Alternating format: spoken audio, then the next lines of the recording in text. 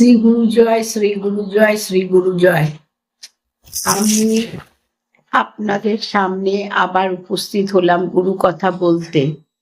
আজকে গুরু কথার বিষয়টা থাকবে, গতকাল পৌষ সংক্রান্তি গেছে তো, সেই ভগবান দাদুর নবান্ন উৎসব নিয়ে।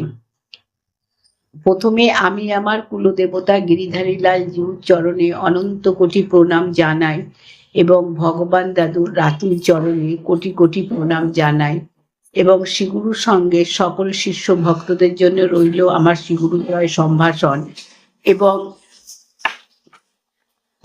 গিরিধারী এবং ভগবান দাদুর রাতুল চরণে তাদের মঙ্গল প্রার্থনা কামনা করছি।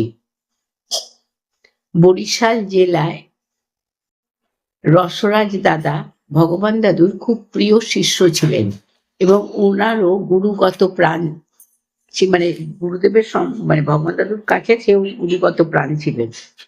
একবার রসরাজ দাদা ভগবান দাদুকে বললেন যে, গুরুদেব, এবার আপনি নবান্নের সময় আমার বাড়িতে ভোগ গ্রহণ করবেন। তা ভগবান দাদু শুনে বললেন যে, এখনো তো অনেক দেরি আছে, সময় মতন তুমি আমাকে স্মরণ করে দিও। তা বলে ঠিক আছে বাবা। তারপর বললেন যে যখন সময়কাল চলে এলো তখন রসরাজ দাদা ভগবান দাদুকে আবার স্মরণ করিয়ে দিতে গেলেন। তা তখন রসরাজ দাদাকে ভগবান দাদু জিজ্ঞেস করলেন, বাবা তোমরা কি চাও? তা তখন রসরাজ দাদা বললেন যে, আমার বাড়িতে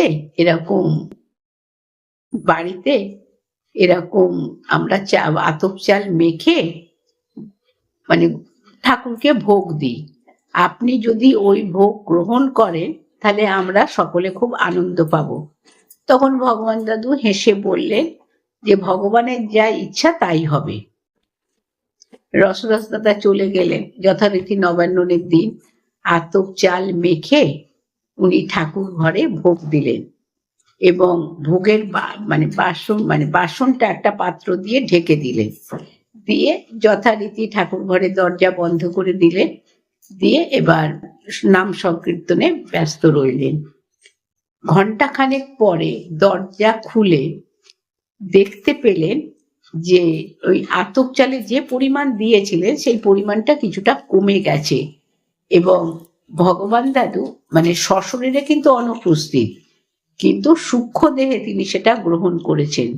এই বুঝে রসরাজ দাদা এবং অন্য যারা উপস্থিত ছিল তাদের মনে ভীষণ আনন্দ হলো যে ঠাকুর আমাদের প্রসাদ গ্রহণ করেছে। তাহলে ভগবান দাদু কত সূক্ষ্ম শরীরে কত সুন্দরভাবে কাজ সমাপ্ত করতে পারতেন।